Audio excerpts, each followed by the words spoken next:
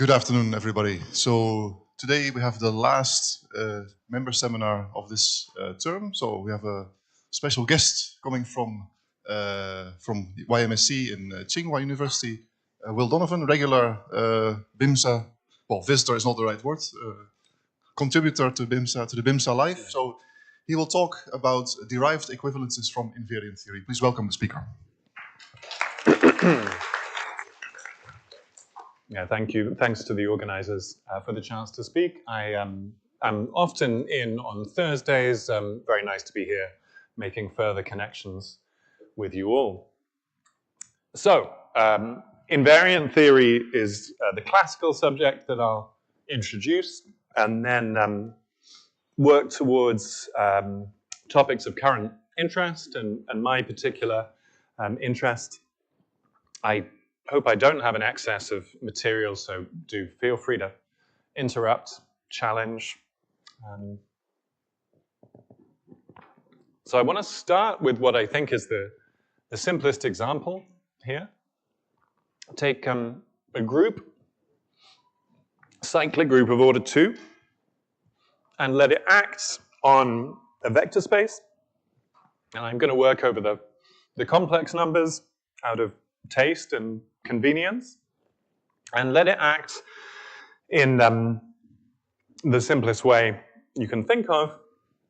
You have the identity element E that acts as the identity as it must, and the element G, and let that act by minus. So coordinates x and y go to minus x, minus y. And then I want to discuss the invariance of this action. Okay, so how to formulate that algebraically. Take this space, C2, and consider the ring of functions on it. So function x, function y, the coordinate functions, I can add them, I can multiply them together. I have a ring of functions. And now take the subring of invariance. So here's an example, xy. I take that function and I apply the action by g. Nothing changes. Okay, you can see that. Same for functions x squared and y squared. And these are generators of all the invariants in the sense that if you add them together, you still get an invariant. If you multiply them together, you still get an invariant. And you can check that those generates the invariant subring. So that's the algebraic object we're interested in. And my point of view as an algebraic geometer is that it's probably helpful to associate some geometry to this. How do we do that? We seek a space here, the question mark, whose ring of functions is this invariant ring, okay? So this is kind of a Mensa test. What goes in the blank? And let me show you how to find the answer. You take this ring with its 3 generators, and you express it as a quotient of the ring generated by, say, A, B, and C. So think of those 3 invariants as A, B, and C. They're not independent, right? They have a relation. The first times the last equals the middle squared. So I can equally well express this ring as this quotient, and then you can believe that this may be the ring of functions on this orange cone, right? So what have I drawn here? I've taken that function f, a function of a, b, and c, and I've sketched it. And then if you want to know the functions on that, you should consider functions on the whole 3 space, modulo those that vanish on the cone. Okay, that's how you get those functions. So we have our space. Notice it's singular. It has that apex, a singularity. And That's what we'll be studying. Let me just give you a geometric point of view on that. We did the algebraic calculation, but if you instead consider C2 orbits in that vector space C2, then you're going to get the same thing. This is the space of those orbits. Okay. So, from this jumping off point, where do I go? I can go in two directions, left and right. And, oh, but first, I need to convince you that I'm not just thinking of this one example. This was the cyclic group of order 2, but I could have larger cyclic groups. So take the nth roots of unity, let them act on C2, and in that case you could run this calculation yourself along the lines that I've shown. So that's not hard. But things become interesting when we go, for instance, to the symmetry group of the icosahedron. So that Platonic symmetry group, it's a subgroup of SO3. So I actually want to consider a double cover of that goes in SU2 and acts on C2. So this is called the binary icosahedral group. So let that act, and then ask what are the invariants. So this becomes a hard question, and this was studied through the 19th century and settled, I think, by Klein, his book on the icosahedron, 1884. And I mean, the answer is still 3 invariant polynomials, but of a complicated nature. So this was studied by many people, and the subject reached some sort of culmination in a way when Hilbert gave his basis theorem, which showed that for all such problems, you do have a finite set of generating invariants.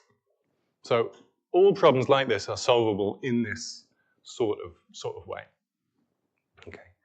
So I'll continue with the C2 example, but let's have in the back of our minds these more elaborate, more interesting examples.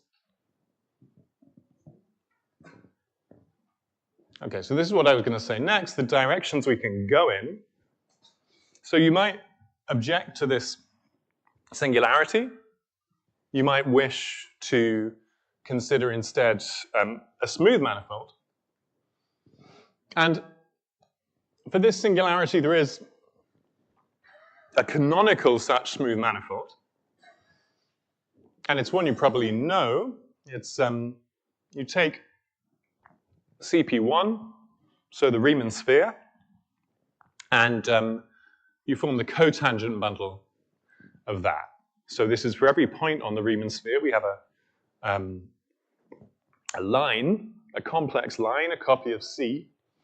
And so this is what I've sketched here. So the Riemann sphere, we're just seeing the equator of it. And over each point of the sphere, over each point of the equator, we have a line. I'm just showing you a real line. So you think of this bundle, right? Bundle of real lines.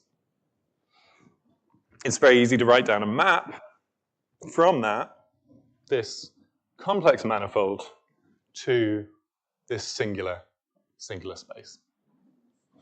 And the Riemann sphere is popping up as the zero section, as I've drawn it. Okay.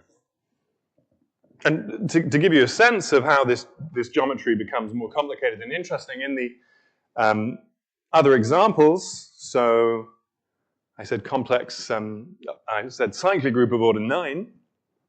In that case, instead of one Riemann sphere, you would have a chain of 8 of them being pasted in at the singularity and giving you a smooth manifold. Likewise, for the icosahedral singularity, you could make a smooth manifold by pasting in some, it's also 8 Riemann spheres, but they are arranged in the configuration of the Dynkin diagram E8. They're intersecting according to the edges of that Dynkin diagram. So there's a lot of deep stuff here, a lot of connections with different sorts of mathematics. I think this is now selecting a Chinese character for me rather than moving on the slide. Okay. And so maybe that's working now.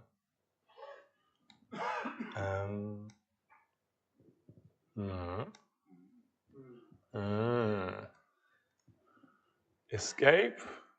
That worked. Yes, okay. Okay, so we're back to where we were. So I mentioned the name of Duval, not because he invented any of this geometry, but he studied called resolutions of this nature, where you replace a singularity with something smooth. And his name is usually associated to this class of singularities. And he was working before the war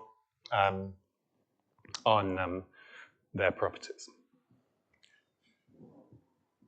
Okay, so that was where we can go on the right of this algebro-geometric correspondence. How about the left-hand side? So, algebra being algebra, there's more symbols here. But what I'm writing is called the skew group ring. So, at the top, we have the ring of invariants. But it's also natural to work with a noncommutative ring associated to the same problem. So what is that? The elements of the ring are these p's.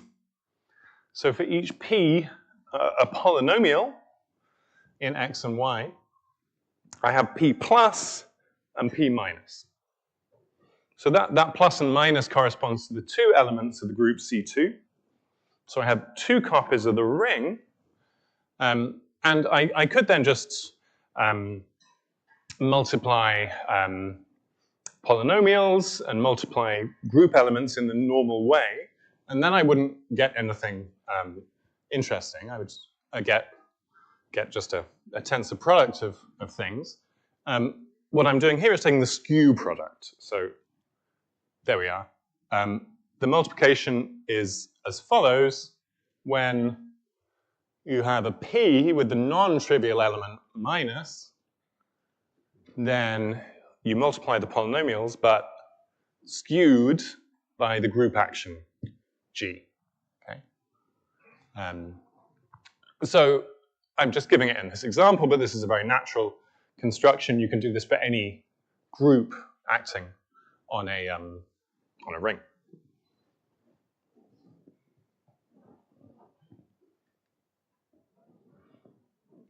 And I again mention these names not because they invented this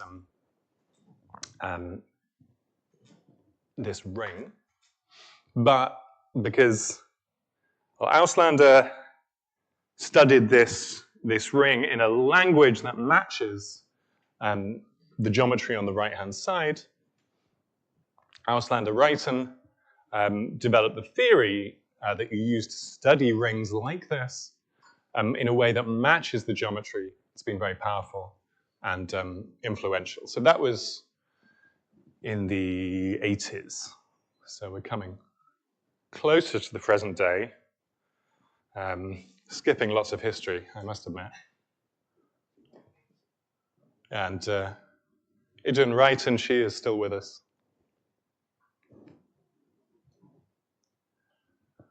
Okay, so you know where I'm going then. If we have these 2 sides, the algebraic side and the geometric side, this ring and this smooth manifold, both canonically associated to this problem, and I'm telling you this is part of a bigger pattern the question is, what is the link between the two sides?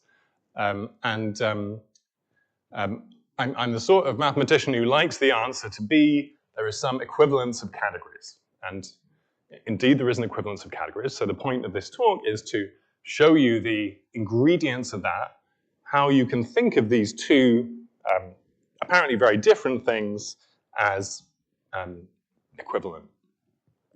Okay, and if you're looking this up, you should seek for Mackay correspondence.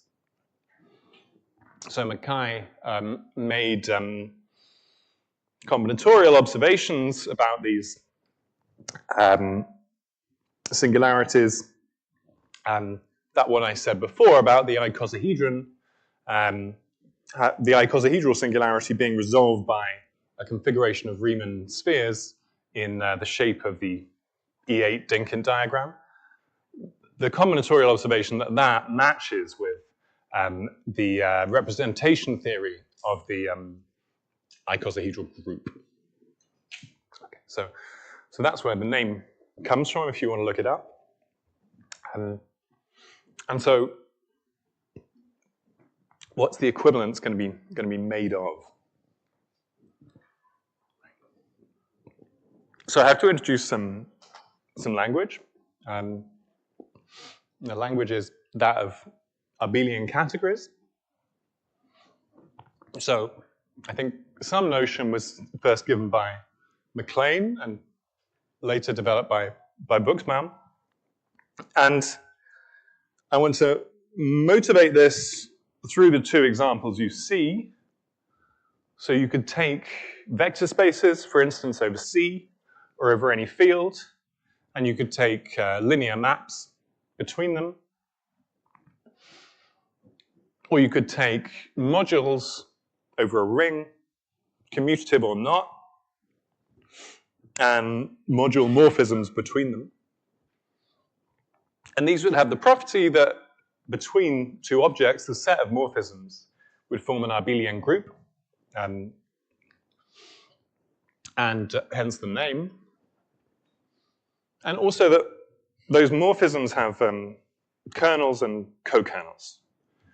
Okay, so linear algebra, or the same construction for modules. So these form an abelian category. The definition abstracts that. But you may rightly ask, why abstract the definition? Why abstract at all? Why abstract these examples?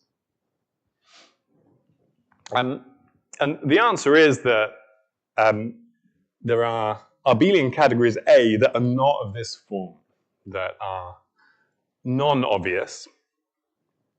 And the example I'm going to give is due to Grothendieck, I think, this observation.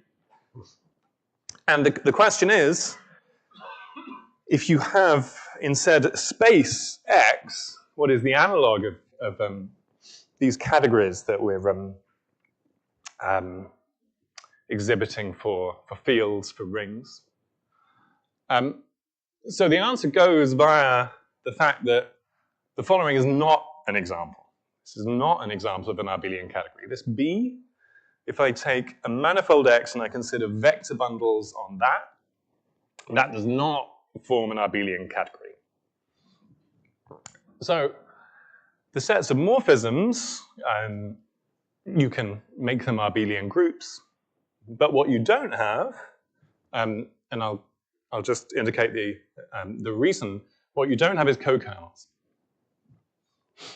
So for this morphism here, you don't have a co-kernel. Here's the sketch. You have some space X, and you only need to consider the trivial line bundle over X. So in other words, you take the product of X by a line. So that bundle of lines, and consider a section of that, or in other words, just a function on my space X, a function F. So this gives us a morphism between the bundle L and itself. So here we are. What am I going to do? Well, because this is a trivial line bundle, I can write an element 1, a unit element, and I just want that element 1 to go to the value of the section at whichever point I'm over, okay?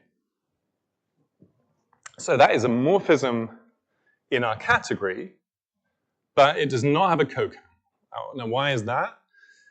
Well, looking at this, this morphism is surjective for almost all x, right?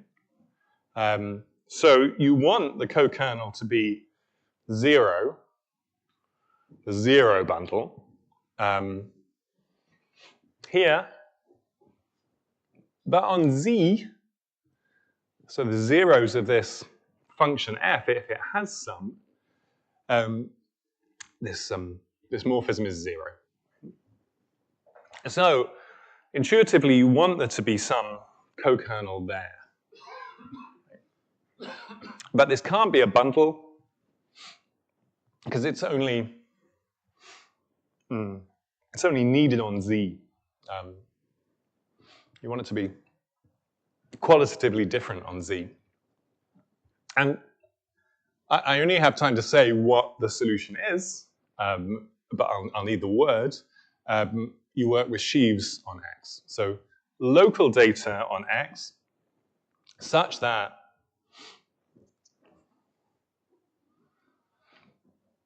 you have an object, I've written it LZ, and I've drawn it in blue here. So you think of this as a line bundle, but only on that subspace, only on that subspace C.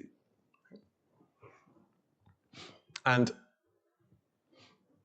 so I want to take coherent sheaves, that's the term, and these, by construction, contain vector bundles B, but they also contain these co-kernels.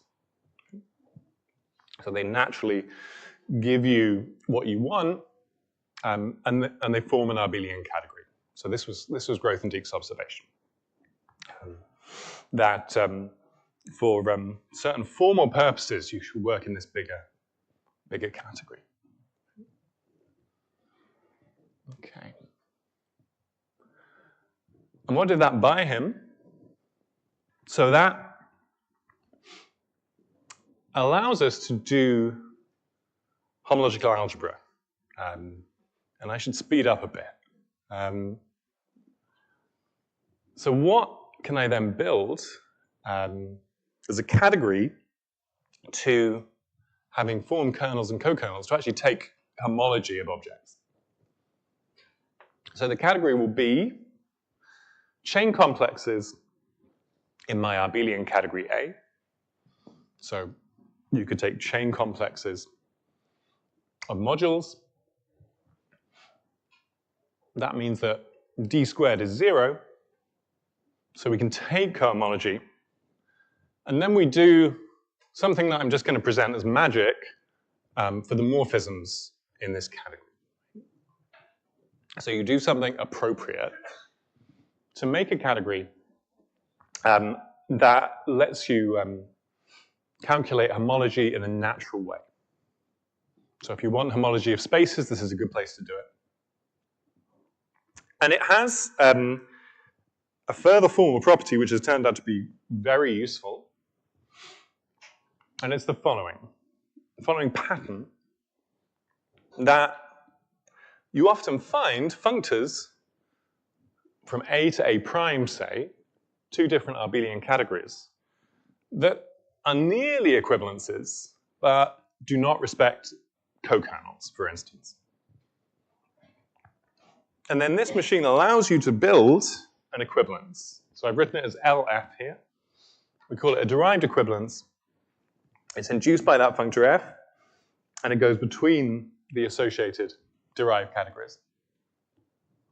And it does respect co-kernels. Or more accurately, it respects cones. This is a slight generalization that you need at this level. And this pattern has found application in representation theory, in modular representation theory, in differential equations. The Riemann-Hilbert correspondence goes via this. In mirror symmetry. I mean, if you're a physicist, you might have been thinking of a D-brane on the last slide, and these functors do indeed relate D-branes. But let me now apply this to the example, the particular example. So this is now into the 90s, I think. Kapranov, Vassereau. They use this technology to make an equivalence between the category of S modules and the coherent sheaves on this, this manifold X. Or rather, after passing to the derived categories, you have an equivalence. So that's why I say derived equivalence. Okay, so briefly, how does this go?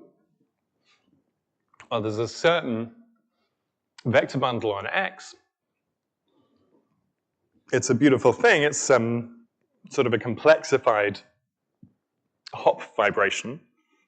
If that's a circle bundle over CP1, then this is a complex line bundle over CP1, and it's built out of that.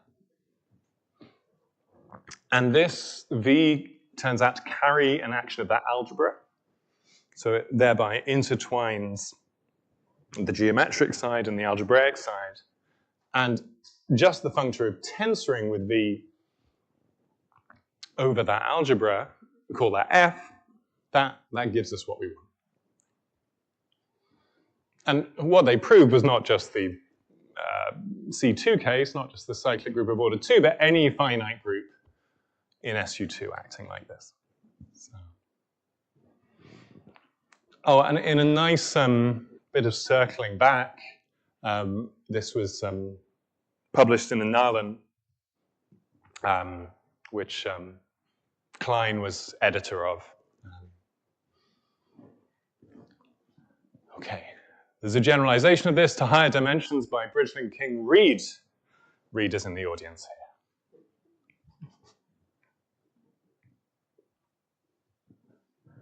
So for the last minutes, just one slide about some current interests of mine growing out of this. And this is about equivalences, but indeed auto-equivalences. So the thought is, if you're interested in when two spaces, or an algebra in a space, are derived equivalent, you may also be interested in the derived symmetries of one of those spaces. And I've been working for a while to better understand these in a particular setting, which I'll show. So the further technical ingredient I need is quite natural from what we said before. So if you have a morphism of spaces X to Y, you have their associated derived categories of coherent sheaves. And I mean, those include vector bundles. So you have pullback of vector bundles. That's F upper star. That does not respect co-kernels, but its derived functor LF star does. So you have that. And you have a new push forward, which is provided to you by this coherent sheaves construction. So it has these nice formal consequences, and these are adjoint, if you know what that means. And this lets me answer the following problem. If you have this geometric setup that I've been working with, so for instance, if you have this X, the cotangent bundle of CP1, and you have some morphism to something singular, and remember that singular thing was just AC minus B squared equals 0. It lives in codimension 1 in some space Y. So I've given you the very first example of that, but you can imagine there's a zoo of other examples. And this theorem is supposed to attack those, we need a rational Kreppen resolution. Excuse me for skipping what that means, and some regularity assumptions, which I will skip because I'm not quite sure what they are yet. There's a version of this on the archive. Probably those assumptions are stronger than they need to be, but still working on that. The consequence is that this derived pullback is what's called spherical. So this is a certain homological property which gives the following. So this is TF, the autoequivalence of that derived category of coherent sheaves on X. It's formed by some categorical magic. I've mentioned some of this. The adjunction gives you a morphism like this called a counit. We form the cone on that, and this is giving a symmetry of the derived category. So these symmetries have applications in enumerative geometry, in mirror symmetry. In this example we've given, this TF is approximately a Seidel-Thomas twist, and it's mirror to a Dane twist in another string theory. I should stop there for questions. Thank you very much.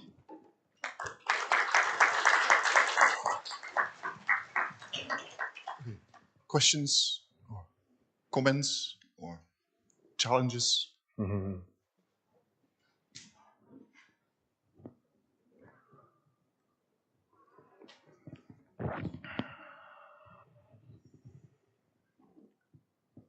So you get a symmetry of the derived categories. Yes. So what is it simply then saying that you get a symmetry up to co-kernels of the original categories, or is there some concrete example you can give to kind of to explain what that means in some example? Yeah. So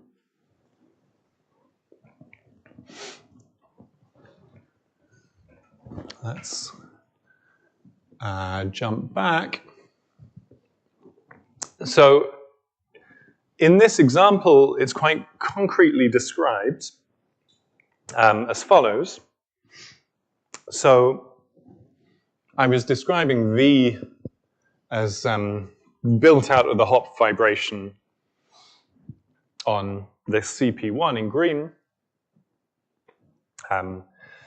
But if you actually just take the complexified Hopf vibration on that and consider it as a coherent sheaf on X, then you can say this symmetry does a certain thing to that and leaves the orthogonal invariant. So I have to define those terms, but it's in that sense a categorical reflection in that object.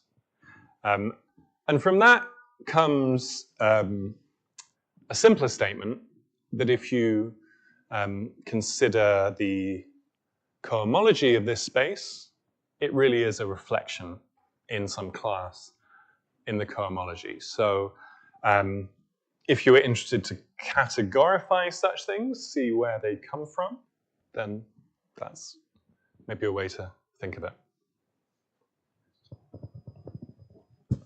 So does anyone apply this to homological mirror symmetry, like in case of SYZ fibrations with singular fibers? Yeah. So not that I've thought of. So the version of that question that I've been trying to answer is if you consider the mirror of this hypersurface,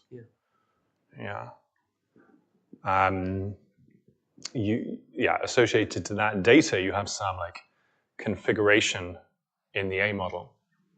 And yeah, then what's the A model analog of this resolution? I'm not quite sure. I'm not quite sure if anyone's considered that. This resolution is categorical.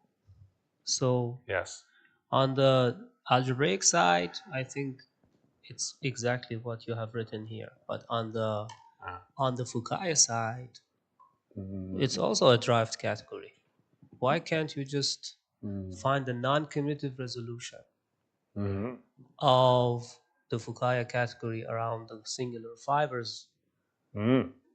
Yes, I mean... So go to the resolutions and then associate the two smooth things, categorically smooth things. Yes. Why is there nobody doing this? Yeah, I think that would be a great thing to do. I mean, maybe it's being done in some language that I can't read in symplectic geometry, but I've not seen... So yeah, what we've both got in mind is Kuznetsov's notion of a non-commutative resolution, right? Yes, exactly. Does that appear in the symplectic geometry side? I think it should. I've not seen it myself, but you know, that's it's hard sometimes to bridge that. I sometimes even think about this wrapped Fukaya category probably is defined this way, but I asked Fukaya, it seems like it's not defined this way. Right. I mean, and I understand it a bit via the coherent constructible correspondence. I mean, in that case, Nadler has a version of the Fukaya category that's supposed to correspond to perf and to this deco. I'm probably like misstating that a bit, but no, like they're also making this distinction. So yeah, I think so via the coherent constructible correspondence, I could probably write down a Kuznetsov style non-commutative resolution on the A side. Yeah, that would be a good thing to show. That's the power of this, because everything you're doing is categorical. Yeah, it doesn't matter if you're in algebraic or symplectic style. Yeah, yeah, and yeah, that's been nice. That's been nice.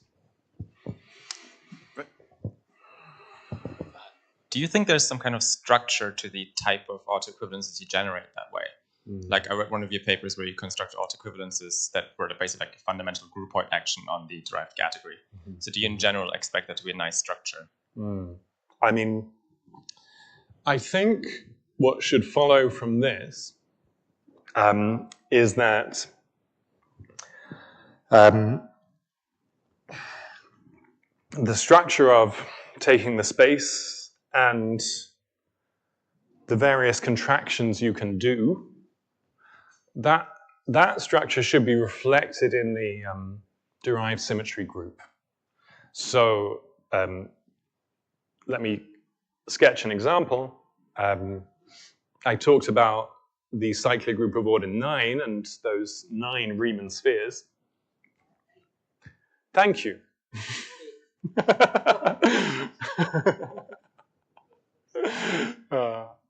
And I could contract all 8, but I could contract some subset of them, and I would get a lattice of contractions.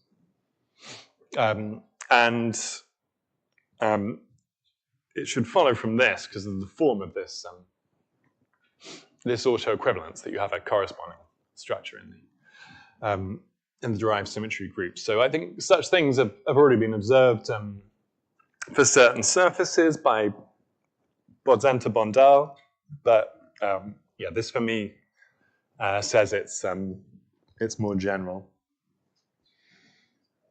Okay. Any more questions? No, not. Then let's thank the speaker again.